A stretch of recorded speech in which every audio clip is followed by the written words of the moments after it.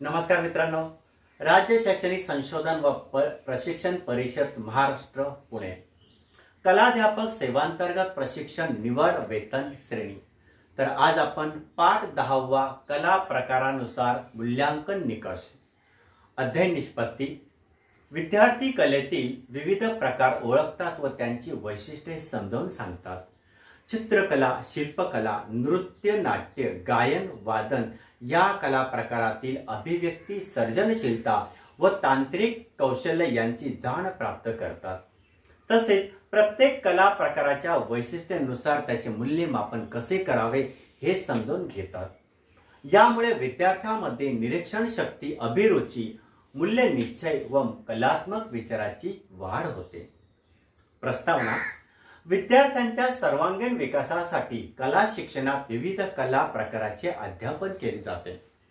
चित्र, शिल्प, नृत्य, नाट्य, गायन व वादन या कला प्रकाराद्वारे विद्यार्थ्यांची सर्जनशीलता, अभिव्यक्ती, आत्मविश्वास व कौशल्य विकसित होतात। या सर्व कला प्रकाराचे योग्य मूल्यमापन करण्यासाठी सातत्यपूर्ण व सर्वंकष मूल्यमापन पद्धतीचा अवलंबन केला जातो। प्रात्यक्षिक व तात्विक या दोन्ही अंगांनी विद्यार्थ्यांच्या कामगिरीचे मूल्यांकन केले जाते। यामध्ये कल्पकता, रचना, रंगसंगती, सादरीकरण, ताल, भावभावना, अभिव्यक्ती आणि सहभाग या बाबींचा विचार केला जातो। कला शिक्षणातील मूल्यांकन विद्यार्थ्यांच्या प्रगतीचा आढावा घेऊन त्यांच्या कलात्मक व्यक्तिमत्वाचा विकासाला दिशा देणारी ठरते। आकारिक मूल्यमापन। विद्यार्थ्यांच्या शिक्षण प्रक्रियेदरम्यान चालणारे मूल्यमापन। यामध्ये दैनंदिन निरीक्षण, तोंडी काम, उतारे, भाषण, भूमिका अभिनय, प्रात्यक्षिक उपक्रम, कृती प्रकल्प, अनौपचारिक मूल्यांकन, वर्गकार्य, स्वयंमूल्यमापन, गटकार्य, क्षेत्रभेट अहवाल इत्यादी समाविष्ट असतात। उद्दिष्ट म्हणजे शिक्षण प्रक्रियेत सुधारणा करणे। भाग दुसरा, संकलित मूल्यमापन। शिक्षणाच्या विशिष्ट टप्प्यानंतर विद्यार्थ्यांच्या ज्ञान व कौशल्याचे अंतिम मूल्यमापन। यामध्ये तोंडी, लेखी आणि प्रात्यक्षिक मूल्यांकनाचा समावेश असतो। उद्दिष्ट म्हणजे विद्यार्थ्यांचा एकूण प्रगतीचा निष्कर्ष काढणे। मूल्यांकन करताना वापरायचे काही साधने। कला शिक्षणात मूल्यांकन करताना विविध साधने वापरली जातात, जसे की लेखी परीक्षा, तोंडी परीक्षा, प्रात्यक्षिक परीक्षा, मुलाखती, पडताळणी, प्रासंगिक नोंदी, निरीक्षणे, प्रश्नावली आणि समग्र संकलित पत्रिका। प्रत्येक कला प्रकाराच्या वैशिष्ट्यांचा विचार करून मूल्यांकन निकष ठरवणे आवश्यक आहे। दृश्यकला, चित्रकला, शिल्पकला यामध्ये कृती असते। प्रात्यक्षिक, गटकार्य, सादरीकरण आणि लेखी कामावर लक्ष केंद्रित केले जाते। तर सादरीकरणाच्या कला, नृत्य, नाट्य, गायन, वादन यामध्ये प्रात्यक्षिक, सादरीकरण, गटकार्य आणि तांत्रिक कौशल्य यावर आधारित मूल्यांकन केले जाते।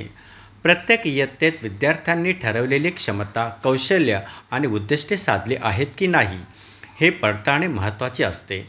व्यवस्थित नियोजन केलेले मूल्यमापन अध्यापनातील त्रुटी समजून निदानात्मक उपाययोजना करण्यास मदत करते आणि शिक्षण प्रक्रियेत अचूक व निर्दोष मूल्यमापन सुनिश्चित करते। मूल्यांकन करताना सर्वसामान्य तत्त्वे लक्षात घेणे आवश्यक आहेत। 1. संबंधित कला प्रकाराच्या अध्यापनाचे उद्दिष्ट निश्चित करणे, लक्षात घेणे। 2. उद्दिष्टांना साजेसे मूल्यमापन तंत्र निवडून त्यांचा वापर करणे। 3. सर्वंकष मूल्यमापनासाठी निरनिराळ्या साधनांचा, तंत्रांचा वापर करणे। 4. मूल्यमापन साधने वापरताना त्याच्या मर्यादा समजून घेणे। 5. मूल्यमापन उपचारात्मक अध्यापनास संधी दिली जाते, आवश्यक आहे। विद्यार्थ्यांच्या अध्ययन प्रक्रियेचे सातत्यपूर्ण व सर्वंकष पद्धतीने मूल्यमापन करणारे तंत्र व कौशल्य आत्मसात करणे। कला प्रकारानुसार मूल्यांकन। कला शिक्षणात विविध कलांचा अंतर्भाग असल्यामुळे त्याचे मूल्यमापन करताना प्रत्येक कला प्रकाराचा अभ्यास करून त्याच्या वैशिष्ट्यानुसार त्याची उद्दिष्टे साध्य करण्यासाठी विशेष प्रयत्न करणे आवश्यक आहे। दृश्यकला व प्रायोगिक कला यांचे निरनिराळी वैशिष्ट्ये आहेत हे लक्षात घेऊन मूल्यांकन करणे अपेक्षित आहे। मूल्यांकन पद्धती निकष चार्ट। 1. कला प्रकार, चित्रकला, मूल्यांकन पद्धती, मूल्यांकन करताना लक्षात घ्यावयाचे काही महत्त्वपूर्ण निकष उदाहरणसह मूल्यांकनासाठी विशेष उपक्रम या चार्टप्रमाणे पुढील विषयानुसार माहिती आपण मागू शकतो.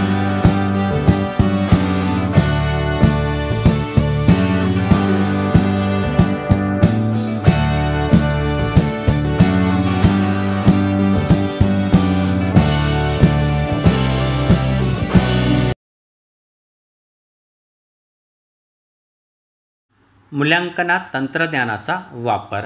मूल्यांकन अधिकाधिक निर्दोष व अचूक होण्याच्या दृष्टीने तंत्रज्ञानाचे सहाय्य घेणे अभिप्रेत आहे. विद्यार्थ्यांची अध्ययन प्रक्रिया सुरू असताना सुद्धा सातत्याने सर्वकष मूल्यमापन करताना तंत्रज्ञानाचे सहाय्य घेऊन नोंदी ठेवणे, छायाचित्रे काढून ठेवणे, सादरीकरणाचे ध्वनिमुद्रण करणे, वैशिष्ट्यपूर्ण बाबींचे जतन करणे अशा प्रकारच्या कामासाठी तंत्रज्ञानाचे सहाय्य घेणे आवश्यक ठरते. तर शिक्षक मित्रांनो, आज आपण कला प्रकारानुसार मूल्यांकन निकष या विषयावर सविस्तर माहिती घेतली. विद्यार्थ्यांच्या सर्वांगीण विकासासाठी विविध कला प्रकाराचे योग्य मूल्यमापन किती महत्त्वाचे आहे हे आपण आज जाणून घेतले. चित्र, शिल्प, नृत्य, नाट्य, गायन, वादन या सर्व कला प्रकाराद्वारे विद्यार्थ्यांची सर्जनशीलता, आत्मविश्वास आणि अभिव्यक्ती अधिक बळकट होते.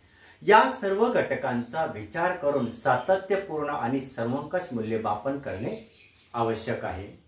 माझ्या मते कला ही केवळ विषय नाही, तर विद्यार्थ्यांच्या व्यक्तिमत्व विकासाचे प्रभावी माध्यम आहे. म्हणूनच आपण शिक्षक म्हणून विद्यार्थ्यांच्या कलागुणांना प्रोत्साहन देऊन त्यांच्या प्रगतीकडे सकारात्मक दृष्टिकोनातून पाहूया. धन्यवाद.